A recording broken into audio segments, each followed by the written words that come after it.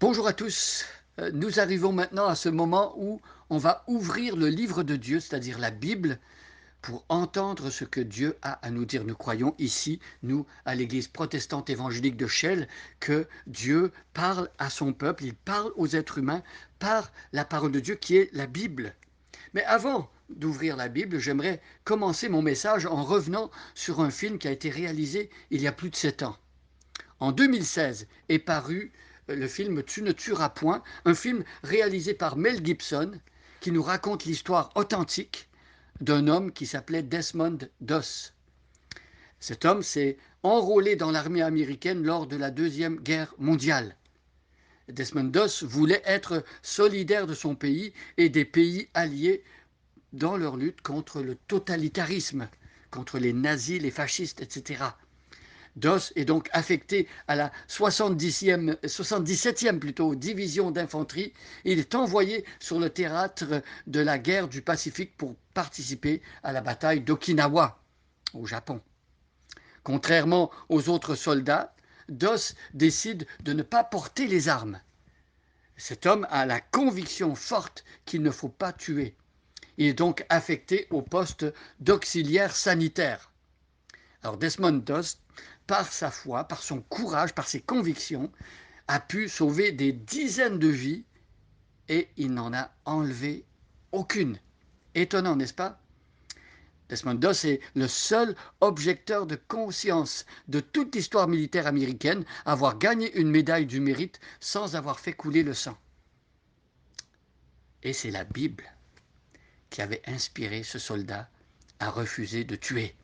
Alors ce matin, nous poursuivons notre série de messages sur les 10 commandements en abordant l'une des paroles qui semble faire l'unanimité, peu importe le pays où on se trouve, la culture ou même l'époque où on vit. Cette parole, c'est tu ne tueras point. 6e commandement. Alors, pour remettre le commandement d'aujourd'hui en contexte, j'aimerais qu'on lise Exode chapitre 20, des versets 1 à 13. Je vous invite à ouvrir la Bible ou à regarder sur vos téléphones. Exode chapitre 20, versets 1 à 13. Et je vous demanderai de vous lever pendant la lecture par respect pour la Bible, la parole de Dieu. Alors, je commence la lecture au verset 1. Alors Dieu prononça toutes ces paroles en disant, je suis l'Éternel ton Dieu, qui t'ai fait sortir du pays d'Égypte, de la maison de servitude, tu n'auras pas d'autre Dieu devant ma face. Tu ne te feras point d'image taillée, ni de représentation quelconque des choses qui sont en haut dans les cieux, qui sont en bas sur la terre, et qui sont dans les eaux plus bas que la terre. Tu ne te prosterneras pas devant elles, et tu ne les serviras point, car moi, l'Éternel, ton Dieu, je suis un Dieu jaloux, qui punit l'iniquité des pères sur les enfants jusqu'à la 3e et la 4e génération de ceux qui me haïssent, et qui fait miséricorde jusqu'en 1000 générations à ceux qui m'aiment et qui gardent mes commandements. Verset 7. Tu ne prendras point le nom de l'Éternel ton Dieu en vain, car l'Éternel ne laissera point impuni celui qui prendra son nom en vain. Souviens-toi du jour du repos pour le sanctifier. Tu travailleras 6 jours et tu feras tout ton ouvrage, mais le 7e jour est le jour de repos de l'Éternel ton Dieu. Tu ne feras aucun ouvrage, ni toi, ni ton fils, ni ta fille, ni ton serviteur, ni ta servante, ni ton bétail, ni l'étranger qui est dans les portes, car en 6 jours, l'Éternel a fait les cieux, la terre et la mer, et tout ce qui est contenu, et il s'est reposé le 7e jour. C'est pourquoi l'Éternel a béni le jour du repos et l'a sanctifié. Verset 12. Honore ton père et ta mère, afin que tes jours se prolongent dans le pays que l'Éternel ton Dieu te donne. Et verset 13, le verset d'aujourd'hui, tu ne tueras point. On va prier. Seigneur, nous te remercions pour cette occasion que tu nous donnes, cette liberté que tu nous donnes en semaine de pouvoir venir ensemble pour adorer ton nom, pour être instruits par toi. Nous te demandons, Seigneur, d'enlever tous les obstacles dans notre esprit, de nous permettre de nous concentrer et de comprendre ta parole. Seigneur, nous avons à cœur de vivre ta parole, de la comprendre pour la mettre en pratique. Alors Seigneur, montre-nous Jésus ce matin, montre-nous ta grandeur et amène-nous à l'obéissance qui caractérise ceux qui te connaissent. J'ai prié au nom de Jésus. Amen. Tu ne tueras point. Verset du jour. Vous dites peut-être ce matin, le message va être très court. Tu ne tueras point. 4 mots. 4 mots qui sont assez faciles à comprendre. En gros, tuer, c'est interdit. Détruire la vie, c'est proscrit. Rien de compliqué là-dedans, n'est-ce pas? Tu ne tueras point. Vous serez peut-être surpris, par contre, d'apprendre que ce 6e commandement a souvent été mal interprété. Mais qu'est-ce que ça veut dire, tu ne tueras point? Est-ce que ça signifie, par exemple, ne pas faire mourir la mouche qui tourne autour de votre assiette quand vous mangez? Est-ce que pour un propriétaire de restaurant, ça voudrait dire laisser se multiplier des rats dans son restaurant parce qu'il ne faut pas les tuer? Est-ce qu'il faut condamner des populations autochtones d'Amazonie parce qu'elles tuent du gibier pour se nourrir? Est-ce que c'est ça que ça veut dire, tu ne tueras point? De quoi est-ce qu'il s'agit? Alors, l'interdiction d'Exode chapitre 20, verset 13, concerne d'abord et avant tout les meurtres. Il faut le dire, les meurtres. Le 6e commandement vise tous ceux qui enlèvent la vie à un autre être humain d'une manière volontaire, autrement dit les assassins, ceux qui commettent des homicides, des féminicides, des infanticides. Alors, vous voyez que tuer une mouche ou détruire un nid de guêpe juste devant la porte de votre maison, ce n'est pas péché contre le 6e commandement. En clair, tu ne tueras point, ça doit être compris comme tu ne commettras pas de meurtre. C'est de cette manière que le verset 13 est traduit dans plusieurs versions de la Bible. Alors, est-ce qu'il y a ici quelqu'un ce matin dans la salle qui a cette version dans sa Bible? Ah oui, d'accord. Donc, vous voyez, il y a quelques personnes ici qui ont cette traduction. Tu ne commettras pas de meurtre. Voilà comment c'est traduit. Alors, une fois l'ordre de Dieu bien compris, donc pas commettre de meurtre, demandons-nous maintenant ce qu'il y a de si particulier par rapport à ce péché pour qu'il soit universellement reconnu comme un mal qu'il faut punir. Alors on pourrait dire que d'un point de vue humain, ce péché est d'une gravité suprême. Tu ne commettras pas de meurtre. Pourquoi? Parce que quand on tue quelqu'un, on élimine une personne créée à l'image de Dieu, à sa ressemblance, eh bien c'est grave. Sa vie est d'une valeur inestimable. Pourquoi? Parce qu'elle est créée à l'image de Dieu. Que ce soit la vie d'un bébé dans le ventre de sa mère, ou d'un vieillard qui n'a plus toutes ses facultés et qu'on veut faire mourir, ou la vie du plus pauvre des pauvres, ou du plus handicapé des handicapés, c'est grave. La vie humaine est précieuse. Il faut la protéger. Et aussi, vous comprenez que commettre un meurtre, c'est grave également parce que, deuxièmement, en enlevant la vie donnée par Dieu, nous prenons ce qui ne nous appartient pas. Voyez? Toute vie humaine vient de Dieu qui lui a donné à cet homme, à cette femme. C'est Dieu qui donne la vie. L'être humain n'a le droit de reprendre ni la vie de qui que ce soit, ni même sa propre vie. Voyez? Ainsi donc, en assassinant une personne ou en se suicidant, en s'enlevant soi-même la vie, nous jouons un rôle qui n'est pas le nôtre. Ça ne nous appartient pas d'enlever la vie appartient à Dieu. Seul Dieu a le pouvoir de donner la vie et de la reprendre. Rappelons-nous les paroles du patriarche Job après qu'il eut perdu tous ses enfants. Il a vécu une épreuve terrible. Au chapitre 1, verset 21, Job a prié, il a dit « L'Éternel a donné, l'Éternel a repris, que son saint nom soit béni ». Jésus lui-même a dit qu'il avait le pouvoir de donner sa vie et de la reprendre. Tel est le pouvoir qui lui avait été donné de son Père. Quand nous mentons, par exemple, qui est un autre péché, quand nous volons ou quand nous trompons notre conjoint, ce sont des crimes, des péchés hautement coupables devant Dieu, bien sûr. La personne qui est trahie, la personne qui a été volée, à qui on a dérobé quelque chose, la personne qui a été trompée, elle est blessée, évidemment, profondément. Mais voyez, contrairement à la personne qui est tuée, la vie de cette personne continue. Et cette personne, elle peut éventuellement guérir, elle peut éventuellement pardonner à l'autre qui lui a fait du mal. Par contre, quand une personne est tuée, sa vie sur la terre s'arrête abruptement. Le meurtre est une faute irréversible. On n'en revient pas. Alors demandons-nous maintenant, quelles conséquences le meurtre a-t-il?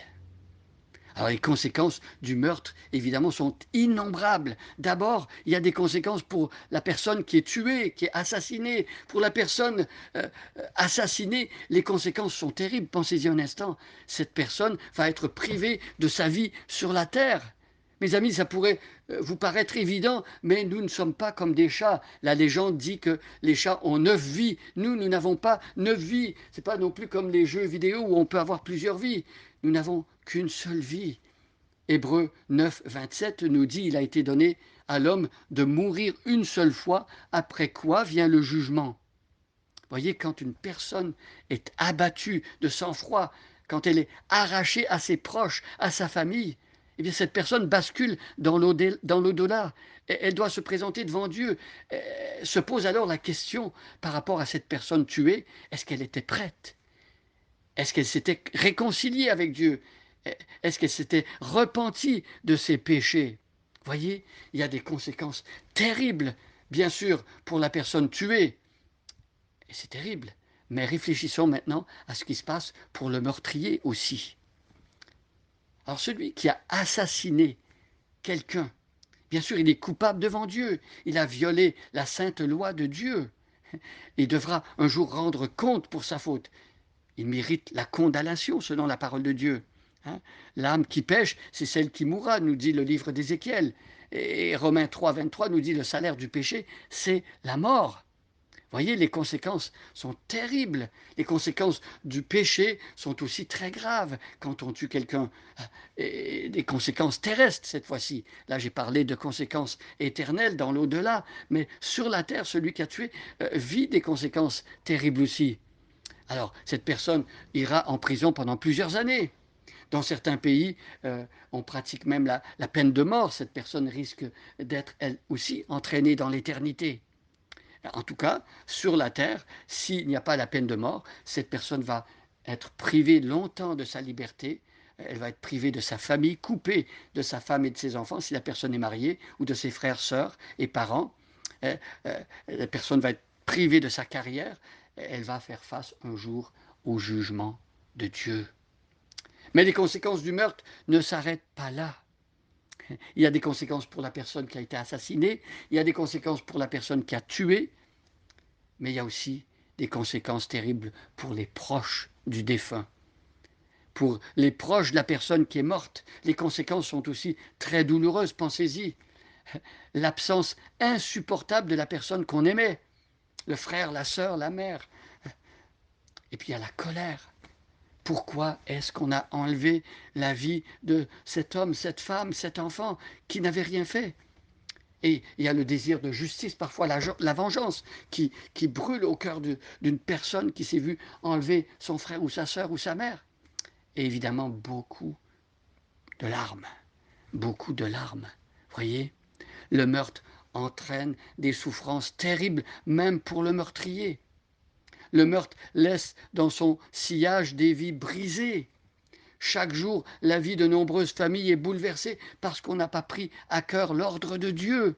Combien de larmes ont coulé en France en 2023 parce qu'un homme, une femme, un adolescent ont méprisé le 6e commandement? Trop, beaucoup trop. Mes amis, j'aimerais vous dire ceci, chaque meurtre est un meurtre de trop. Alors j'aimerais vous faire remarquer un détail ici qui est très important. La désobéissance au 6e commandement ne se limite pas qu'à un peuple ou à une ethnie, comme si les meurtriers ne vivaient qu'en France ou aux États-Unis ou en Corée du Nord. Non. Depuis Genèse 3, depuis la chute morale d'Adam et Ève quand ils ont désobéi à Dieu, depuis que Caïn a tué son frère Abel au chapitre 4 du livre de la Genèse, eh bien, il y a des meurtres partout. Partout. Aucun pays n'a le monopole des meurtres. Et le meurtre a aussi des conséquences profondes dans nos sociétés. Je ne sais pas si vous le savez. Savez-vous ce qui a déclenché la Première Guerre mondiale? Eh bien, à l'origine de la Première Guerre mondiale, Il y a eu le meurtre de François Ferdinand, duc d'Autriche. Vous vous rendez compte? Un meurtre a déclenché une guerre où des millions de personnes sont mortes. Terrible. Alors, est-ce que le sixième commandement n'a en ligne de mire que celui qui a enlevé la vie physique de son prochain? Est-ce que il faut comprendre que seulement celui qui a tué physiquement quelqu'un est coupable de ce sixième commandement? On va écouter Jésus un instant. Jésus dans le Sermon sur la montagne, c'est un passage dans l'évangile de Matthieu des chapitres 5 jusqu'au chapitre 7. Jésus dans ce Sermon sur la montagne a donné un sens beaucoup plus large au sixième commandement. Alors, jusqu'ici, on a parlé tu ne tueras point, tu ne commettras pas de meurtre. Et je me dis qu'il serait facile pour la plupart d'entre nous ce matin de se conforter en se disant ben moi je suis une bonne personne, je n'ai jamais tué personne. Si je ne me trompe pas, il n'y a pas de meurtrier dans la salle ici. On pourrait se dire ben moi je suis à l'abri. Mais regardons un instant comment Jésus interprète ce commandement. Je lis Matthieu chapitre 5, versets 21 à 22.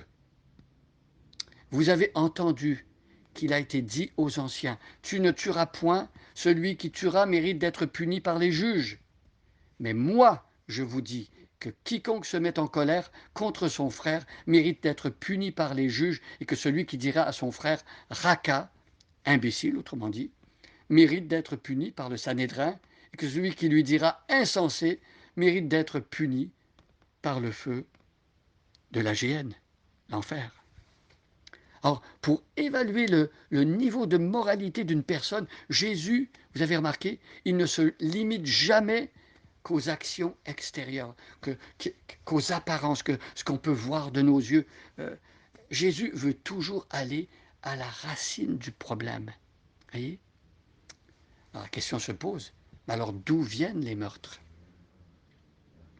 Jésus dit que la source ne vient pas de l'extérieur de nous. La racine vient de notre cœur. Et là, je lis Matthieu chapitre 15, versets 19 et 20. Jésus dit, car c'est du cœur que viennent les mauvaises pensées. C'est du cœur que viennent les meurtres, les adultères, les impudicités, les vols, les faux témoignages, les calomnies. Voilà les choses qui souillent l'homme. Voyez? Du cœur. Pour nous, je pense, la plupart du temps, dans notre façon de comprendre les choses, on se dit que les meurtriers, ce sont ceux qui ont poignardé leur conjoint ou qui ont tiré un coup de feu dans le cœur d'un collègue de travail. Ce sont ceux qui sont incarcérés dans une prison à sécurité maximale. Peut-être des terroristes. C'est ce qu'on pense. Mais pour Jésus, les meurtriers sont beaucoup plus près de nous qu'on pourrait l'imaginer. Les meurtriers, ce sont ceux qui ont donné libre cours aux mauvais désirs de leur cœur. Parce que c'est là que tout commence, l'être intérieur, le monde de nos pensées, ce qui se passe dans le cœur d'un être humain, bien avant qu'il ait pris un pistolet ou un couteau. C'est absolument capital. C'est jusque-là qu'il faut remonter.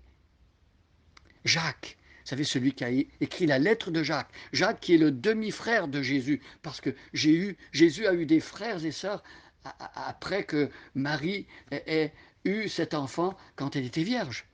Jacques, le demi-frère de Jésus, nous explique ce qui se passe à l'intérieur d'un être humain avant qu'il tue quelqu'un. Il nous refait le processus. Et je lis Jacques chapitre 4, versets 1 et 2. D'où viennent les luttes? D'où viennent les querelles parmi vous? N'est-ce pas de vos passions qui combattent dans vos membres? Vous convoitez et vous ne possédez pas. Vous êtes meurtrier et envieux et vous ne pouvez pas obtenir. Vous avez des querelles et des luttes et vous ne possédez pas parce que vous ne demandez pas. Voyez ici ce qui se passe. Vous convoitez, vous ne possédez pas, vous êtes meurtrier et envieux, etc., etc. Ce qui précède le meurtre, ce sont donc l'envie, la convoitise, les passions, les querelles et les luttes. Voilà pourquoi le livre des Proverbes nous exhorte tellement à faire attention à ce qui se passe d'abord dans notre cœur. Proverbe 4, verset 23, « Garde ton cœur plus que toute autre chose, car de lui viennent les sources de la vie. » La Bible nous donne l'exemple de plusieurs meurtriers. Il y a plein de meurtriers dans la Bible. Pourquoi? Parce que la Bible présente la vie telle qu'elle est. La Bible est un livre réaliste. Elle ne dépeint pas une réalité qui n'existe pas. Sur la terre, il y a des meurtres. Je vais citer 3 personnes qui ont commis des meurtres. D'abord, Caïn, le premier meurtre de l'histoire de l'humanité. Caïn n'a pas fait attention à la jalousie qu'il avait dans son cœur contre son frère et il a tué Abel. Ensuite, Moïse. Ça peut peut-être vous surprendre, mais Moïse a tué quelqu'un. Moïse était rempli d'un désir de vengeance parce qu'il a vu un Égyptien battre un de ses compatriotes juifs et voulant prendre la justice entre ses mains, eh bien, il est pris de rage et il a tué l'Égyptien, voyez. Et puis il y a David. David, un jour, n'était pas allé au combat, il était sur sa terrasse, il a vu une femme jolie en train de prendre son bain, il l'a convoitée, il a fait venir vers lui, il a couché avec elle, il l'a mise enceinte, pardon, et vous voyez, après, il a eu honte et il voulait surtout pas laisser montrer qu'il avait mis une femme enceinte qui n'est pas la sienne. Il a fait venir Uri, il a essayé de lui donner de l'alcool et pour qu'il couche avec sa femme, il n'a pas voulu. Il a renvoyé au front et il a dit aux soldats de se retirer. Uri a été tué à cause de David. Voyez, terrible. C'est la honte dans son cœur qui l'a amené à tuer Uri. Jésus, dans Matthieu 5, versets 20 à 22, nous parle aussi de la colère. La personne coléreuse est comme un meurtrier en puissance. Et il y a plein d'autres attitudes déréglées de notre cœur qui peuvent aussi nous conduire au meurtre. Toutes ces attitudes, en fait, sont comme une semence, une graine qui doit être détruite avant qu'elle ne grandisse. Comme on dit souvent, il y a un dicton qui dit « il faut tuer le mal dans l'œuf ». Eh bien, c'est le cas ici. Il faut s'occuper de ces convoitises, de cette jalousie, avant qu'elle ne produise quelque chose de plus grave. Alors, selon Matthieu 5, le mépris peut aussi conduire au meurtre. Traiter de fou, d'imbécile, en y pensant vraiment, en méprisant l'autre, c'est comme l'embryon d'un homicide. Alors tout ça, ça fait réfléchir, n'est-ce pas? On se rend compte que pour Jésus, si on veut vraiment obéir à l'esprit du 6e commandement, il faut que quelque chose se passe dans notre vie, quelque chose de radical. Et j'aimerais dire ceci. Mettre un petit peu plus de religion dans notre vie, mettre un petit peu plus de règles dans notre vie, ça ne va jamais réussir à produire le changement radical que Dieu recherche. Jamais. Non, il faut plus. Quand on comprend le 6e commandement comme Jésus le comprend, on se rend compte qu'on est tous coupables. Tous coupables, on a tous eu à un moment donné soit la convoitise, la jalousie ou du mépris ou de la colère, vous voyez. Tous coupables. On a tous eu à un moment ou à un autre des passions déréglées vis-à-vis de notre prochain. On mériterait tous le feu de la géhenne, l'enfer, comme le mentionne Jésus dans le passage qui a été lu tout à l'heure pendant la célébration. Alors comment s'en sortir? Comment être guéri de cet esprit de meurtre qui est dormant en chacun de nous? Mes amis, on a désespérément besoin du Christ, de Jésus. Jésus, il est le seul à n'avoir jamais eu, ne serait-ce qu'un seul soupçon de pensée meurtrière. Jamais ce sentiment ne s'est retrouvé dans le cœur de Jésus.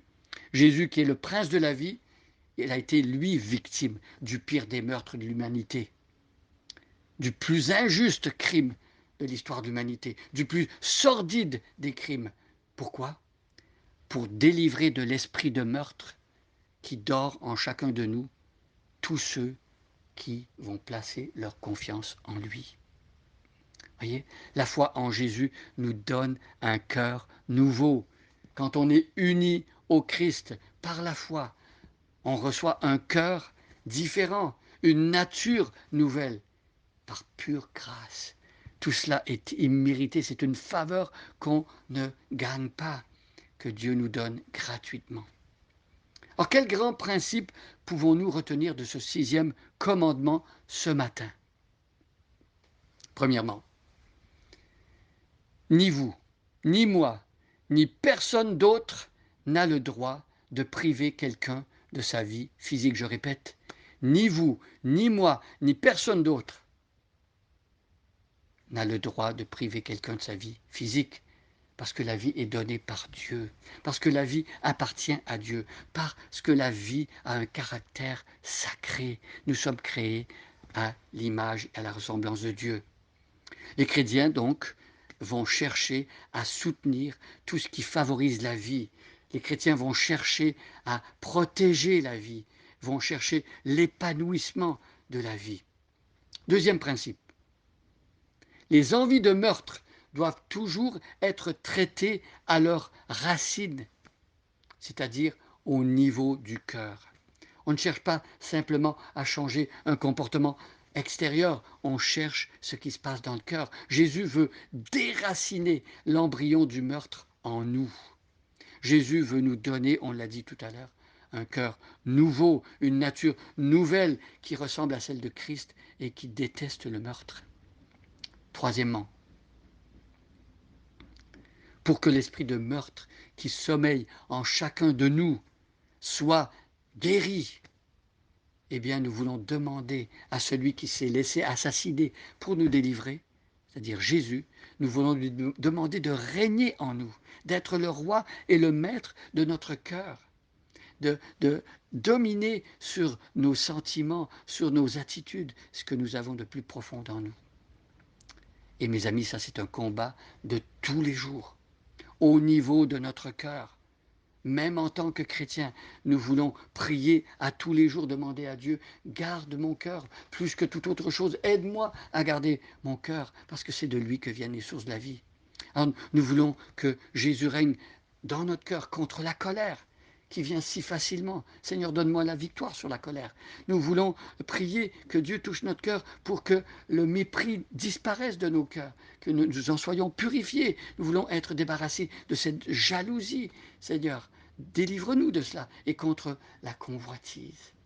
Voyez, que Dieu nous aide en cela. Nous avons besoin de lui. Je vais terminer maintenant par la prière. Courbons-nous. Demandons au Seigneur de nous aider. Seigneur Jésus, merci beaucoup pour ta parole. Merci pour ces 10 paroles, les 10 commandements, une loi universelle pour tous les hommes, peu importe l'époque, peu importe la culture, la langue. C'est pour nous, Seigneur. Mais nous nous mesurons à cette loi et nous nous rendons compte que nous sommes coupables. Nous avons été coupables. Même si aujourd'hui, Seigneur, nous n'avons pas tué physiquement quelqu'un. Nous ne savons pas ce que le lendemain nous réserve, mais nous te demandons de nous garder de tout cela. Mais encore, même si on n'a pas tué physiquement quelqu'un, nous avons souvent tué des personnes dans notre cœur. Parce que nous avons été méprisants, parce que nous avons détesté des personnes dans notre cœur, parce que nous avons eu de la colère contre des personnes. Et Seigneur, nous voulons simplement te demander de nous pardonner ce matin. Et nous voulons te demander, Seigneur, que par ce cœur nouveau que tu nous donnes, que tu puisses aussi nous permettre de grandir dans cette vie nouvelle, de telle sorte que nous allons détester la colère, le mépris, la jalousie, la convoitise, tout ce qui nous amène à haïr notre prochain. Aide-nous à aimer notre prochain. Seigneur, ta parole nous dit qu'il y a 2 grands commandements. Aimer le Seigneur ton Dieu de tout ton cœur, de toute ton âme, de toute ta force, de toute ta pensée, et ton prochain comme toi-même. Seigneur, nous te demandons de nous donner, de grandir avec ce cœur nouveau dans l'amour du prochain, qui est l'accomplissement de la loi. Seigneur, merci parce que tu nous aides en cela, parce que tu es le Dieu des victoires, parce que tu es celui qui t'est laissé tuer, assassiner, pour déraciner pour toujours en nous cet esprit de meurtre qui est dormant en nous. Gloire te soit rendue. Alléluia. Amen.